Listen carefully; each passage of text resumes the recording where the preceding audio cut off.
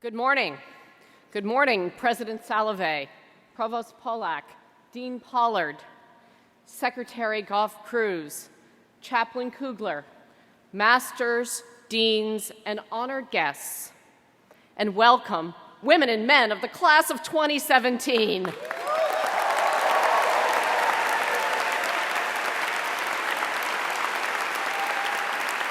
Welcome.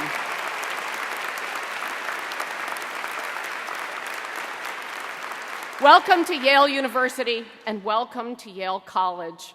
All of us, we're so excited to have you here. We've been thinking about you since April when the Dean of Admissions told us your names. Then we met some of you during Bulldog Days. We met a few more of you this week in orientation programs.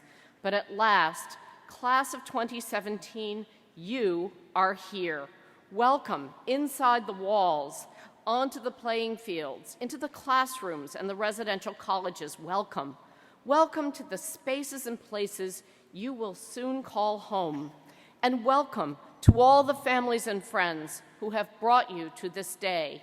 You've come from Berlin, Connecticut, and Berlin, from Guadalajara to Grunewald to Guangzhou, from Tokyo and Topeka.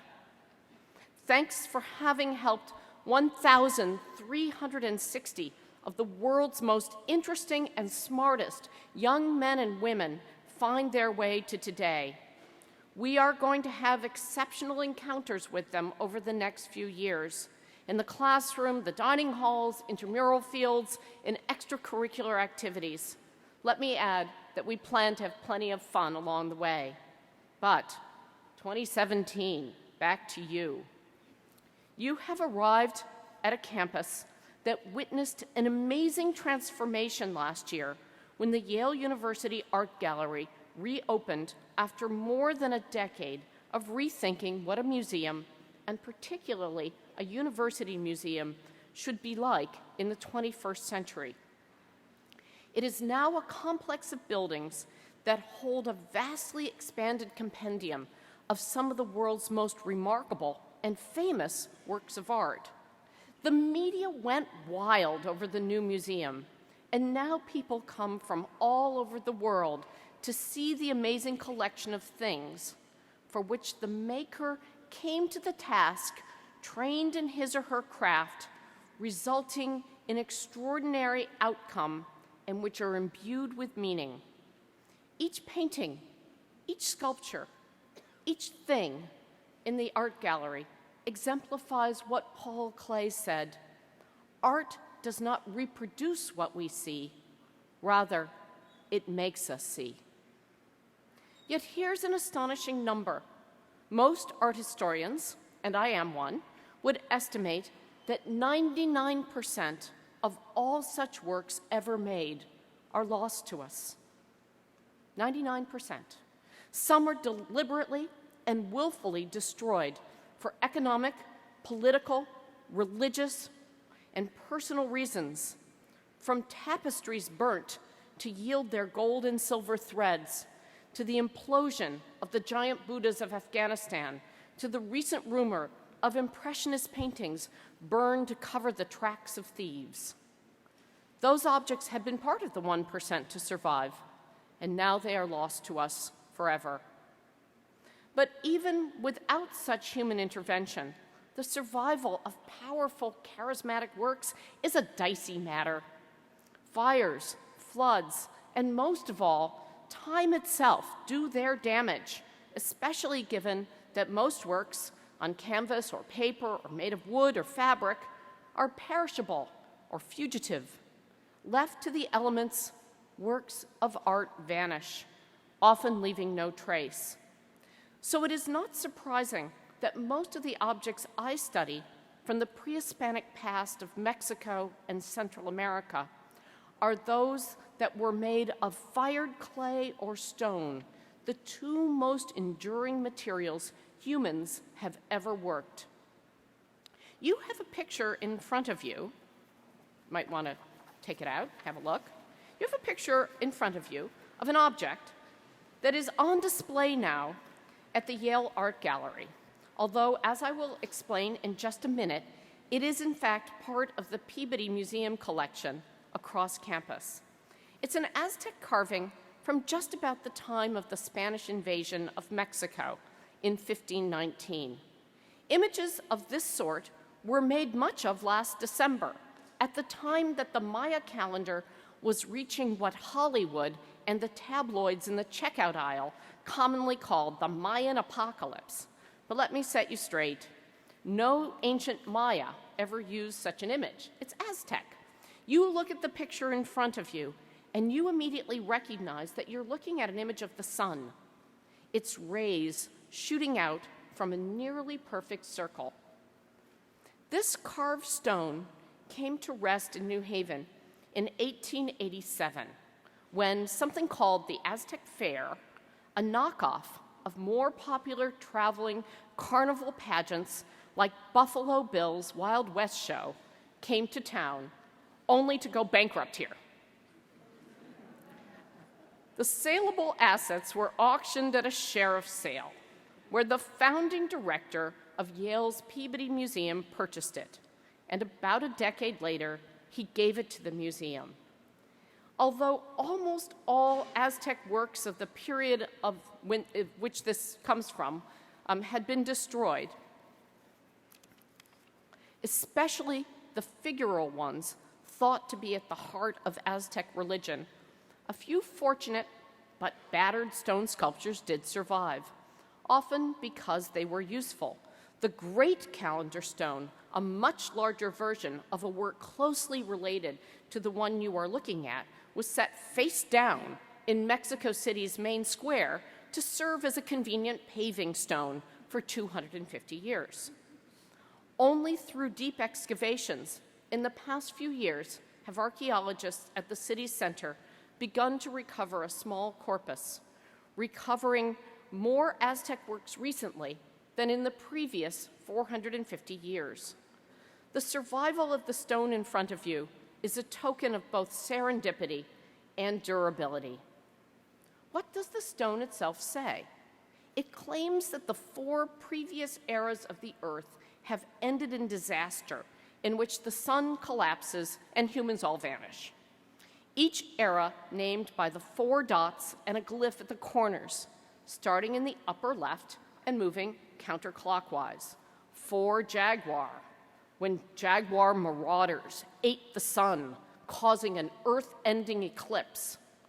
4 Wind, when hurricanes destroyed the world and blew humans into trees, turning them into monkeys. 4 Water, when floods annihilated the earth. And 4 Rain, when a volcanic rain of fire brought the earth to an end. The sign at the center is of movement, the name of the era for movement in which the Aztecs lived, an era predicted to end in earthquakes, which would cause the sun to fall and to collapse for all eternity. Quite honestly, its message is audacious, for it's an Aztec cosmos sustained by human sacrifice that keeps this 5th sun in place, held up by the starry heavens marked along the 4 sides. One more battered bit. This carved stone served at the Aztec Fair in 1887 as backdrop to a story an entertainer recounted to the citizens of New Haven of how a captured prisoner became a gladiator, tied to this stone, fending off all comers, but refusing to join his Aztec captors. Having survived some 400-odd years before arriving at Yale, the Aztec stone was put on view at the old Peabody Museum, then located at the corner of Elm and High Streets, now the home of Saybrook College. Saybrook isn't here right now, but I think they will enjoy finding this out. I like to imagine that it might have been on view right about where the kitchen of the master's house now is. And so the stone and I, who served as master of Saybrook College for a decade, spent 10 years in the same space, 100 years apart. The Aztec stone also survived the 1907 collapse of part of the old Peabody, when reportedly a number of exhibits were destroyed. The new Peabody, the current one, would open in 1925. Now, just 1 year ago, the stone came to the Yale Art Gallery for its new exhibition of pre-Columbian art. The page you have in front of you is from the 1910 article by Yale anthropologist George Grant McCurdy. He had spent 6 years working his way through a teacher's college in Missouri, and after a stint of teaching and serving as a school superintendent, he found his way to Harvard, where he had to earn another bachelor's degree in order to pursue graduate work in biology and zoology. He then became a curator at the Peabody Museum with a key role in its educational mission. With interests that ranged from the Aztecs to the ancient Andes, McCurdy focused his attention by and large on the origins of mankind. His 1924 book, Human Origins, is now a fossil of its own. McCurdy died before the earliest hominids would be recognized in Africa. But he would play a role in the opening exhibition at the Peabody that sent shockwaves across the United States. In the wake of the Scopes monkey trial in the summer of 1925, in which the state of Tennessee had successfully prosecuted a public school teacher for teaching Darwin's theories, the Peabody would open a few months later with an exhibition that displayed human evolution descending from great apes in a full commitment to science and education. The Aztec stone was hardly noted in the hubbub that followed. But the art gallery has now given the Aztec stone a featured setting, and it gives us a new way to enter a lost belief system in a new context. It takes on a new life because of where it is, not only among other works from Mexico, but also now among the 1% of exceptional things, works of art, to survive, gathered into one building. These works that bear an intensity of compression, like a poem, like a mathematical formula. Any of these things, a work of art, a verse, a formula, compresses vast amounts of information and thought, as well as history. Your task, your opportunity here at Yale and in life is to stop, to screen out all other distractions so that you can investigate, discover, and interpret each one in light of your understanding. Emulate this verse from the poem, "Where Does the Temple Begin? Where Does it End?" by Mary Oliver. I look, morning to night, I am never done with looking. Looking, I mean not just standing around, but standing around as though with your arms open. The place you have come to has an extraordinary number of powerful treasures, unique, charismatic things, and like you, they come from all parts of the world. Some of them are in the Beinecke Library, where President Salovey and I, along with our spouses, will greet you later this morning. More of them are in our amazing art and natural history museums, in our collection of rare musical instruments, and in our libraries. Let them become part of you, and let discovery guide your life. And so I close by saying to you, class of 2017, open your arms, open your eyes, embrace seeing, embrace learning.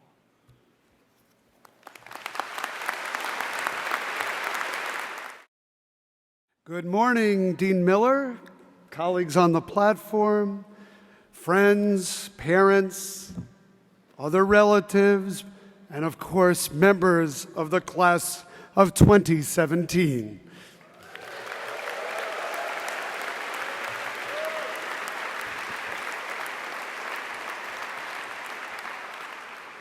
It's an honor as Yale's new president, to say these words, which I know you and your parents, your families, and your friends have waited quite some time to hear. Welcome to Yale.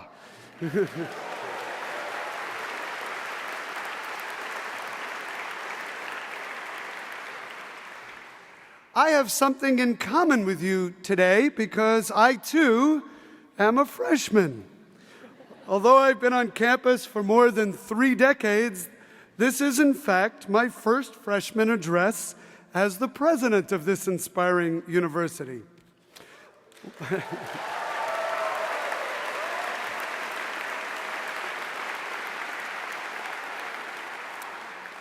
Like you, I'm feeling a little bit nervous, a bit humble, certainly excited. Like you, I also spent too much time this week speaking and not sleeping, and now find myself with laryngitis. So perhaps that fits some of you too. I know that, like you, our parents are feeling quite proud of us today. You know, as the saying goes, behind every new Yalie is a stunned parent.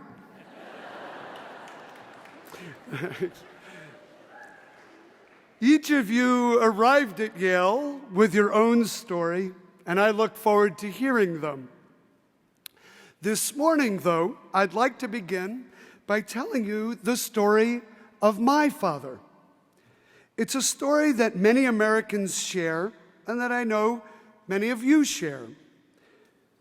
In fact, we actually sang about it just a few moments ago in the beautiful hymn written by a member of the Yale Class of 1820. O God, beneath thy guiding hand, our exiled fathers crossed the sea. Laws, freedom, truth, and faith came with those exiles o'er the waves. That's what we just sang. Now, my father's parents, my grandparents, they came to the United States by way of Warsaw and Jerusalem. They actually first met each other on a ship across the Atlantic in the midst of their journey between their old and their new worlds. Together, they lived on the Lower East Side of New York, spent a little time in Chicago, and ended up in the Bronx, where my father was raised. Like many immigrants, my grandparents were poor in means, but rich in culture and spirit. My grandmother worked as a bookkeeper, and after my grandfather lost his small store during the Depression, he took care of the elderly and the infirm. But today, I stand before you, a professor of psychology and president of one of the world's finest universities. No, the finest university.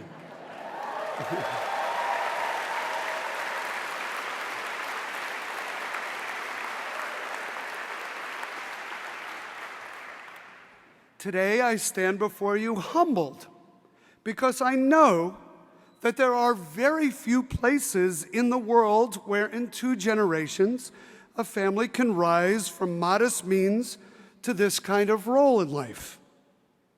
How did it happen? The answer to that question in my family, I am sure, resembles the answer in many of yours. Growing up in a small apartment in the Bronx, my grandparents encouraged my father to take education seriously. As with at least 2 of you here this morning, he attended the Bronx High School of Science, a fantastic public school, and then City College of New York and Brooklyn College.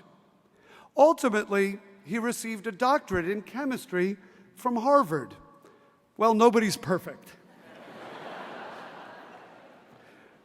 All of this education, all of it, was without financial cost to my father's family. In a country where opportunity was within reach for both the rich and the poor, my grandparents' values launched my father toward a career as a polymer chemist at Bell Labs and later as a professor at the University of Southern California. And this education allowed my own childhood to be decidedly middle class and free, for the most part, from financial worry. My father's personal dream to be a scientist, regardless of how or where he grew up, this is the American dream as well. Study hard, work hard, and you will be rewarded by social and economic mobility. Because of education, the ladder of opportunity was within reach for my father. Of course, this dream is not unique to America. Those of you who come to Yale from overseas, about 10% of your class, may have experienced a version of the American dream in your own country and in your own family. From the Bronx to Budapest, from San Diego to Seoul, there is a common understanding that transcends borders of the power of education. In fact, on a recent trip to Asia, I heard the phrase Chinese dream many times, and it signified in part the very idea I'm talking about now. For the purposes of these remarks, though, I'll use the phrase American dream. And this morning, I worry about whether the American dream is still possible and whether education is still the best ticket to socioeconomic mobility. Is it still, as the historian who made popular the idea of the American dream wrote in 1931, is it still a dream of a land in which life should be better and richer and fuller for everyone, with opportunity for each according to ability or achievement? A dream of being able to grow to fullest development as man and woman, unhampered by the barriers which had slowly been erected in the older civilizations, unrepressed by social orders which had developed for the benefit of classes rather than for the simple human being of any and every class.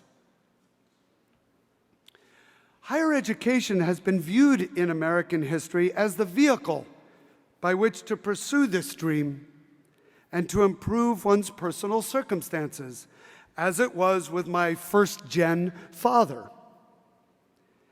But it is an idea as old as America itself. For as Thomas Jefferson wrote, if the condition of man is to be progressively ameliorated, as we fondly hope and believe, education is to be the chief instrument in effecting it. That is why, even after writing the Declaration of Independence, after serving as America's first Secretary of State, second Vice President, and third President, Jefferson would later say that founding the University of Virginia was the accomplishment about which he felt the most pride. This same vision, this same emphasis on education has motivated progressive legislation, from the Morrill Acts, which created the land-grant colleges, to the GI Bill, to Title IV and the federal Pell Grant program.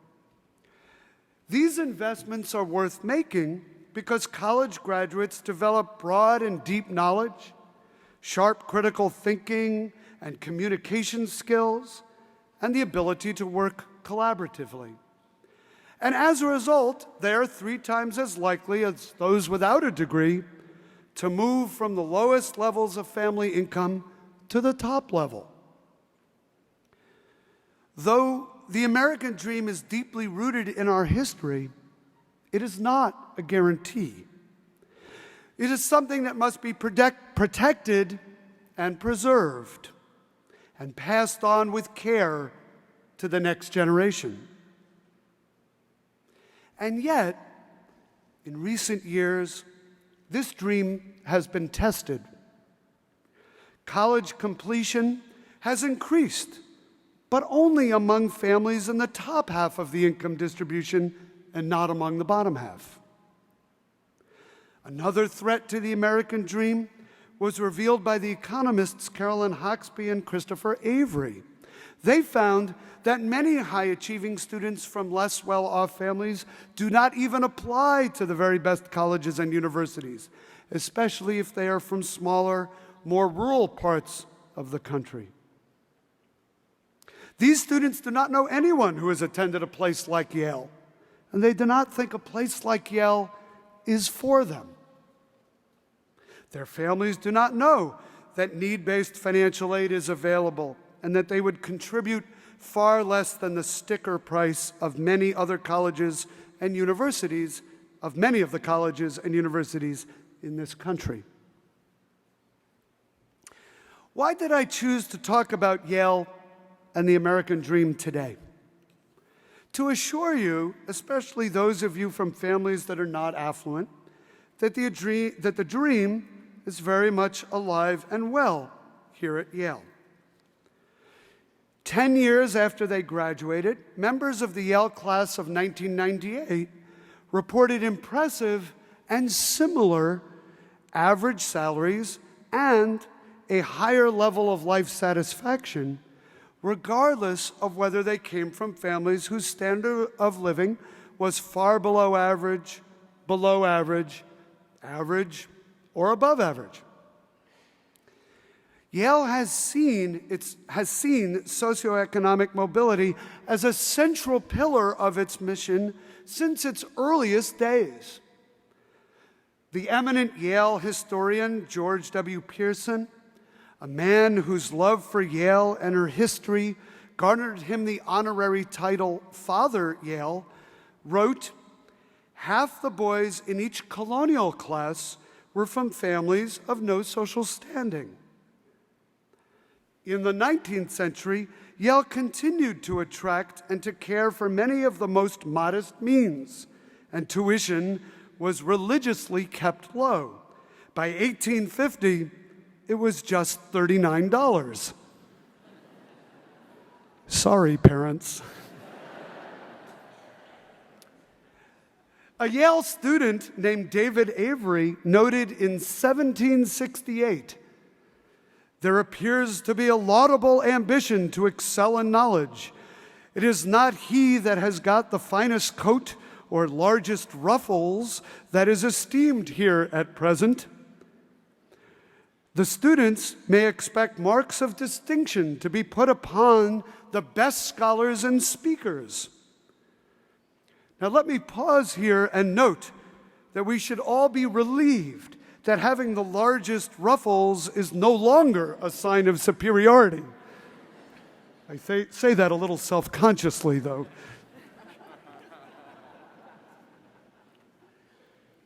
I raise the issue of social mobility because if you have any doubt that the American dream still lives on today, if you, like me, wonder whether someone like my father could fulfill his dreams, just look around you. Look at yourselves. Look at the students next to you. They have different talents and ideas from you, different family backgrounds from you. But each of you have worked incredibly hard to make it here. If you have any doubt that the American dream lives on, gaze, class of 2017, gaze into the eyes of your parents. They know, looking back at you here today, that the unthinkable is still possible. But let me mention something that is just a bit more difficult to discuss. You, class of 2017, bring your different cultures, different religions, different ethnicities, different sexual orientations to this campus. And as any Yale student will tell you, one of Yale's most inspiring qualities is that Yaleys are quite comfortable discussing these differences. But you are also an economically diverse group. Some of you hail from families of limited means, and others from great abundance. Most of you are from families somewhere in between. And yet, these differences remain just below the surface. Roommates become aware of these disparities, of course, but they are uncomfortable talking about them and sharing what their lives were like prior to attending Yale. I believe that talking about socioeconomic status is one of the last taboos among Yale students.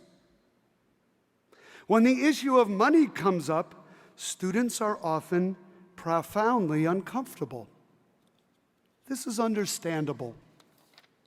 Yale is such a great equalizer most of the time that when it comes to money, people may feel guilty if they think they have more than someone else, or embarrassed if they have less. Some of you will hold a work-study job, others will not. Some of you will be able to travel overseas during spring break, others not. Some of you can afford to accept unpaid internships in the summer, others of you cannot.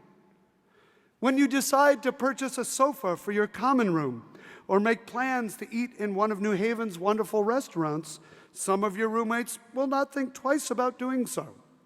But for others, it will be a financial stretch, perhaps too large a one. Yale has taken many measures to try to find ways to equalize the college experience. Gone are the days when students spent many, many hours waiting tables or going hungry. Still, differences exist. And it makes little sense to pretend they do not, and little sense to think Yale can obliterate all distinctions or make everything possible for those who do not have as much as others. To the class of 2017, I encourage you to be sensitive and open to one another. You will meet students here from all walks of life. The uncomfortable conversations that you will certainly have in commons or in your common room represent opportunities for true understanding and true friendship with classmates whose families may be far different from your own. One of our college masters told me about two students in his college. One felt so guilty about his family's wealth that he refused ever to invite any friends home. And his parents complained about this to the master. In that same college, another student, now graduated, was ashamed that she had grown up in a tin shack, and she hid this from all of her friends. At the end of her time at Yale, her friends found out the truth about her background. She was stunned and relieved to know that instead of thinking less of her, they thought more of her for triumphing over challenging circumstances. This is what Yaleys are like. Although, after all, there are hard aspects of life. But they could be made less difficult, however, by the openness and sharing for which Yale students are generally so well known. Yale students, Pearson wrote, are not loners, not solitary. They are part of each other. As a product of the American dream myself, I am inspired by it. I am committed to preserving it. And while admitting that it has been idealized historically and perhaps compromised in contemporary society, I am convinced that yours can be the generation that ensures it is kept alive. And I mean that whether you come from Pittsburgh or Pretoria or Ponce. I am thankful that Yale's financial aid policies and practices sustain and propel this promise and allow so many of you access to the American dream.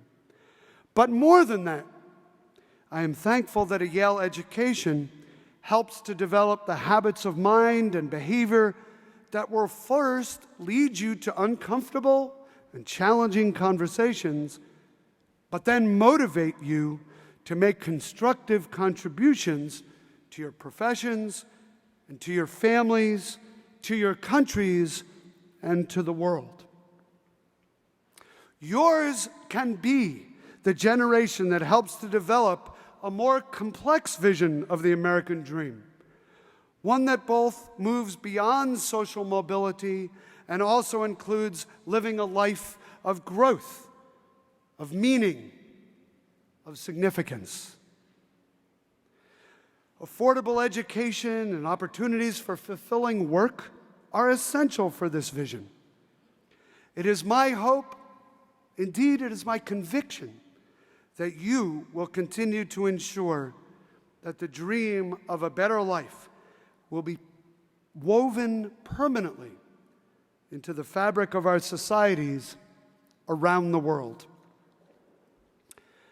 So, however it is that you arrived here at Yale, on behalf of all of my colleagues on the platform this morning, welcome parents, welcome families, welcome class of 2017.